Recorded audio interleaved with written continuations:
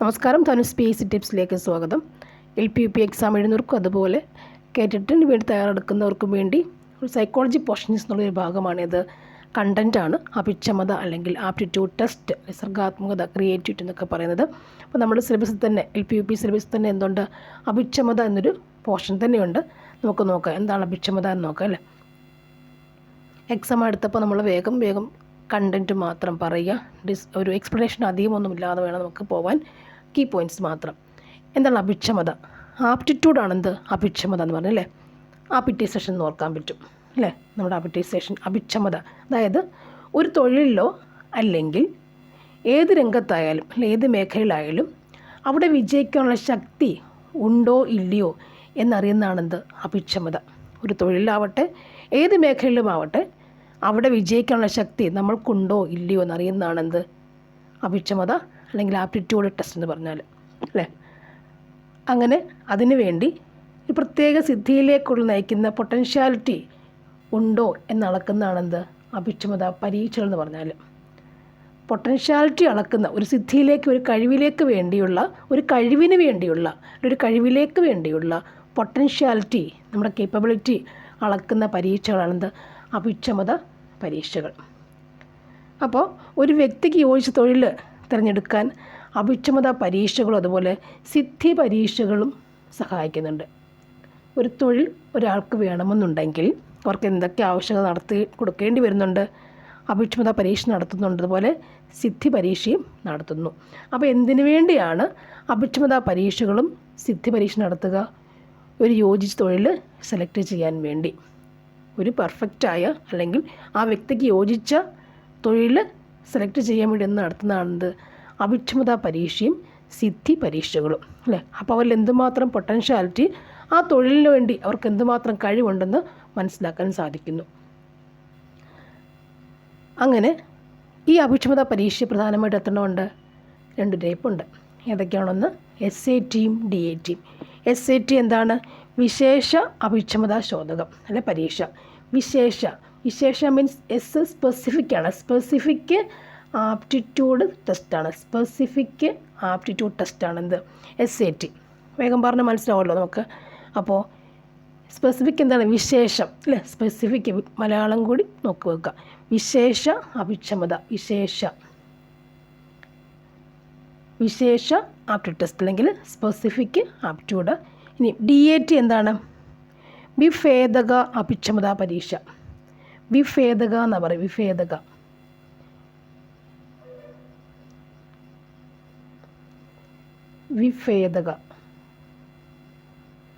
വിഭേദക അഭിക്ഷമത ശോധകം. Differential aptitude test. Differential ആപ്റ്റിറ്റ്യൂഡും ഇത് സ്പെസിഫിക്കും ഇത് ഡിഫറൻഷ്യലുമാണ്. സ്പെസിഫിക് ആപ്റ്റിറ്റ്യൂഡ് ടെസ്റ്റും വിഭേദക വ്യത്യാസം, ഡിഫറൻഷ്യൽ ആപ്റ്റിറ്റ്യൂഡ് ടെസ്റ്റും SATയും DATയും. അപ്പോൾ അഭിക്ഷമത പരീക്ഷ ഏതൊക്കെയാണ്? SATയും DATയും. SAT സ്പെസിഫിക് ആണ്, വിശേഷ അഭിക്ഷമതയാണ്. മറ്റേതെന്താണ്? ഡിഫറൻഷ്യൽ. DAT ഡിഫറൻഷ്യൽ, വ്യത്യസ്തം, വിഭേദക എന്ന പദം കൂടി ഓർത്തിരിക്കുക അല്ലേ. ഇന്നെന്താണ്? Minnesota manual dexterity test. Minnesota manual dexterity test എന്ന് പറയും. അതായത് MMDT ഷോർട്ട് ഫോം ചോദിക്കാം. MMDT അതെന്താണ്? ദൃശ്യപരവും സ്ഥലപരവുമായ കഴിവുകളെ അളക്കുന്നതാണെന്ത് പരീക്ഷയാണെന്ത് മിനിസോട്ട. ദൃശ്യപരം അല്ലേ, കാണുന്നതും, സ്ഥലപരവുമായ കഴിവുകളെ, സ്ഥലപരമായ കഴിവുകളെ, ദൃശ്യം, മിനിസോട്ട ദൃശ്യിക്കുക, വിഷൻ. മിനിസോട്ട ദൃശ്യവും സ്ഥലപരവുമായ കഴിവുകളെ അളക്കുന്ന പരീക്ഷയാണെന്ത് മിനിസോട്ട മാനുവൽ ഡെക്സ്റ്റീരിയറിറ്റി ടെസ്റ്റ് എന്ന് പറഞ്ഞാൽ. അടുത്തതാണ് ഫിംഗർ ഡെക്സ്റ്റീരിയറിറ്റി ടെസ്റ്റ് എന്ന് പറയും. ഫിംഗർ ഡെക്സ്റ്റീരിയറിറ്റി ടെസ്റ്റ്, അതായത് ഫിംഗർ F ഷോർട്ട് ഫോം ഓർത്തിരിക്കാം. FDT. ഒരു പ്രാവശ്യം FDT മാത്രമാണ് ചോദിച്ചത്. ഫിംഗർ ഡെക്സ്റ്റീരിയറിറ്റി ടെസ്റ്റ് എന്ന് പറയും. അതെന്താണ്? ഒരു വസ്തുക്കൾ കൈകാര്യം ചെയ്യാനുള്ള കഴിവുണ്ടോ, അതിനുവേണ്ടി നമ്മുടെ മണിബന്ധവും വിരലുകളും കൈയും ഭുജവുമെല്ലാം ഒത്തുണക്കാനുള്ള ശേഷി ഉണ്ടോ നോക്കുന്നതാണെന്ത് ഫിംഗർ ഡെക്സ്റ്റീരിയറിറ്റി ടെസ്റ്റ് അല്ലേ. മനസ്സിലാവും വേഗം. ഫിംഗർ അല്ലേ, നമ്മുടെ വസ്തുക്കൾ കൈകാര്യം ചെയ്യുന്ന നമ്മുടെ മണിബന്ധം, നമ്മുടെ കൈകൾ വിരലുകളും കൈകളും ഭുജവും എല്ലാം ഒത്തിണക്കാൻ കൂട്ടിയോജിപ്പിക്കാൻ കഴിയുന്നുണ്ടോ എന്ന് നോക്കുന്നതാണെന്ത് ഫിംഗർ ഡെക്സിഡിയോറിറ്റി ടെസ്റ്റ് അല്ലേ, FDT. ഇനി വേറൊരു പേരെന്താണ് വിരൽ വേഗതാ പരീക്ഷ. ഒരു പ്രാവശ്യം വിരൽ വേഗതയാണ് ചോദിച്ചിരുന്നത്. ക്വസ്റ്റ്യൻ ഇങ്ങനെയായിരുന്നു, താഴെ കൊടുത്തിരിക്കുന്നവരിൽ അഭിക്ഷമത പരിശോധിക്കുന്നതിനുള്ള ശോധകം ഏതാണ്? അവിടെ റോഷോ മഷിയോപ്പുണ്ട്, പദാനുബന്ധ പരീക്ഷയുണ്ടായിരുന്നു, WAT ഉണ്ടായിരുന്നു, വിരൽ വേഗതയുണ്ടായിരുന്നു, FDT ബ്രാക്കറ്റിലുണ്ട്. അപ്പോൾ നമുക്കെന്തറിയാം, FDT ഫിംഗർ ഡെക്സിഡിയോറിറ്റി പഠിച്ചിട്ടുണ്ടല്ലേ, FDT അറിയാം, വിരൽ വേഗത നമ്മൾ അങ്ങനെ എഴുതുന്നു. ഓക്കെ, ക്വസ്റ്റ്യൻ ടൈപ്പ് അങ്ങനെയാണ് വരുന്നത്.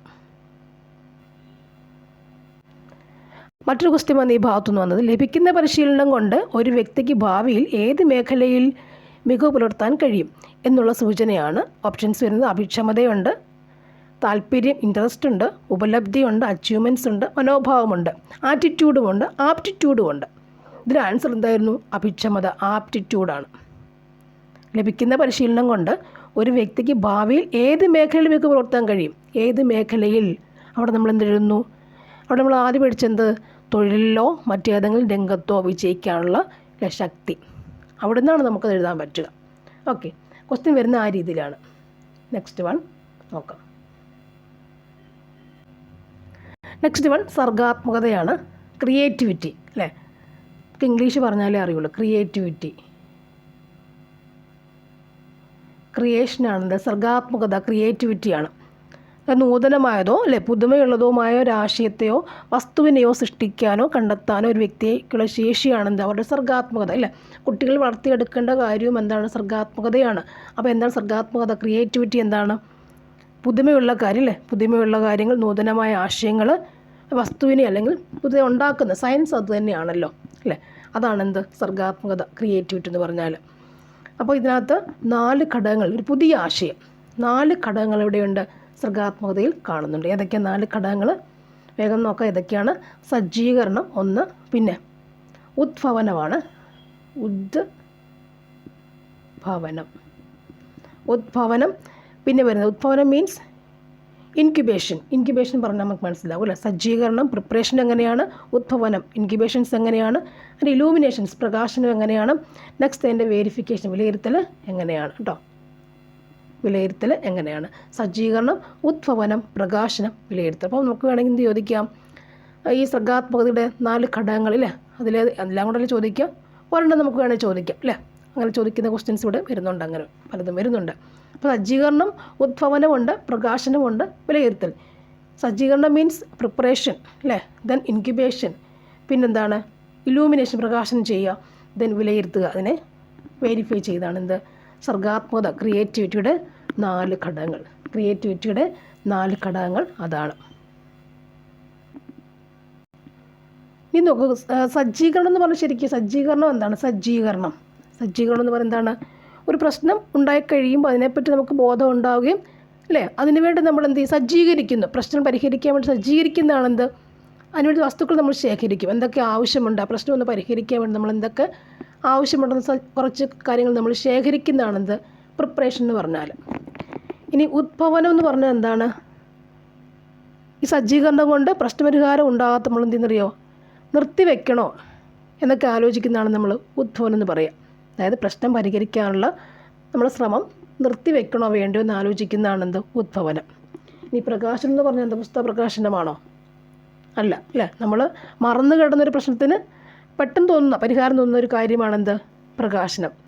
നമ്മളൊരു പ്രശ്നം ഉണ്ടായിരുന്നു നമുക്ക് അല്ലേ, നമ്മൾ ആ പ്രശ്നം മറന്നുപോയി, അതിനുശേഷം നമുക്ക് എന്താ പെട്ടെന്ന് നമുക്ക് എന്ത് ചെയ്യും? ഒരു പരിഹാരം നമുക്ക് ഉൾവിളി പോലെ തോന്നുന്ന കാര്യമാണ്. ഈ പ്രശ്നം നമുക്കുണ്ടായിരുന്നു, നമ്മളതിനെപ്പറ്റി മറന്നുപോയി, പക്ഷെ പിന്നെന്താണ്, നമ്മൾ എപ്പോഴെങ്കിലും നമ്മുടെ മനസ്സിൽ കിടപ്പുണ്ടല്ലോ അതിങ്ങനെ അല്ലേ, അബോധം മനസ്സിൽ കിടപ്പുണ്ട്. അപ്പോൾ എപ്പോഴെങ്കിലും നമുക്ക് എന്ത് തോന്നും? ഒരു നമ്മുടെ അന്തർദൃഷ്ടിയിലല്ലേ, 6ാം കണ്ണ്, 6ാമത്തെ ഇന്ദ്രിയജ്ഞാനം അല്ലേ എന്ന് പറയുന്ന പോലെ ഒരു പെട്ടെന്നൊരു പരിഹാരം തോന്നുന്ന പ്രതിഭാസമാണ് എന്ത്? പ്രകാശനം. പുസ്തക പ്രകാശനമല്ല, ഓർക്കുക അല്ലേ. നമ്മുടെ പ്രശ്നങ്ങൾക്ക് പരിഹാരം കാണുന്ന ഒരു പെട്ടെന്ന് നമ്മുടെ ഉള്ളിൽ നിന്ന് വരുന്നൊരു വരുന്നൊരു എന്താണ്? ഒരു പ്രത്യേക രീതിയിലുള്ള പരിഹാരമാണെന്ത്? പ്രകാശനം. ഇനി വിലയിരുത്തൽ എന്താണ്? പ്രശ്നം പരിഹരിക്കപ്പെട്ട് കഴിഞ്ഞിട്ട് അല്ലേ, പൂർണ്ണമായിട്ടും അതെന്താണ്? ശരിയായ രൂപത്തിൽ അല്ലെങ്കിൽ, ഒരു പ്രശ്നപരിഹാരം ശരിയായ രീതിയിൽ അല്ലെങ്കിൽ നമ്മളതിനെന്ത് ചെയ്യും, വീണ്ടും അതിനെ നമ്മളതിനെ ശോധനം ചെയ്യുന്നു, സംസ്കരിച്ചെടുക്കുന്നു. വീണ്ടും ഒരു പ്രശ്നം ഉണ്ടായി, നമ്മളതിനെ പരിഹരിച്ചു, ശരിയായിട്ടല്ല പരിഹരിച്ചതെന്ന് നമുക്ക് തോന്നുവാണെങ്കിൽ അല്ലേ, അങ്ങനെ അല്ലെങ്കിൽ അതിനെ വീണ്ടും നമ്മൾ എന്ത് ചെയ്യുന്നുണ്ട്, സംസ്കരിച്ചില്ല ഒന്നുകൂടി നമ്മളതിനെ അനലൈസ് ചെയ്യുന്നു. അതാണെന്ത്, വിലയിരുത്തൽ. അപ്പോൾ സജ്ജീകരണ പ്രിപ്പറേഷൻ എന്താണ് പ്രശ്നങ്ങൾ നോക്കുക അല്ലേ, നമ്മൾ ഡേറ്റാസ് കളക്ട് ചെയ്യുന്നു.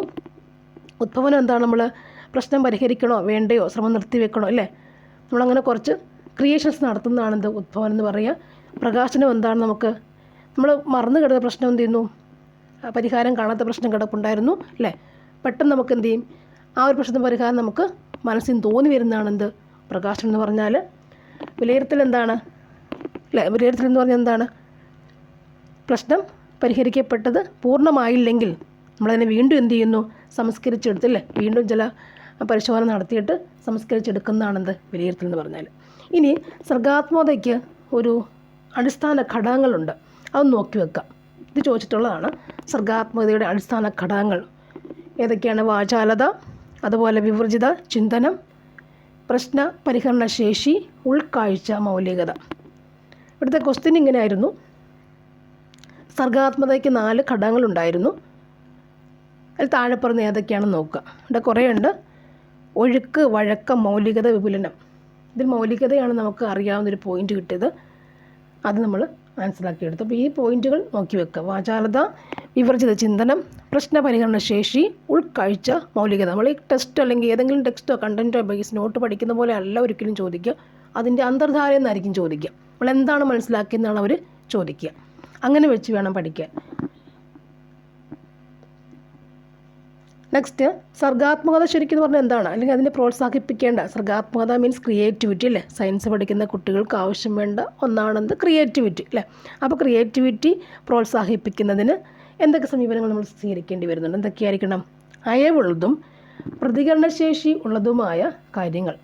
അയവുള്ളതും പ്രതികരണ സ്വാതന്ത്ര്യമുള്ളതും അന്തരീക്ഷം കൊടുക്കണം അല്ലേ, ഫ്രീ ആയി വിടുക അവരെ, അയവുള്ള അന്തരീക്ഷം വിടുക, ഫ്രീ ആയി വിടുക കുട്ടികളെ. പിന്നെയോ പ്രവർത്തനത്തിൽ വൈവിധ്യം കൊണ്ടുവരേണ്ടത് ആവശ്യമാണ്.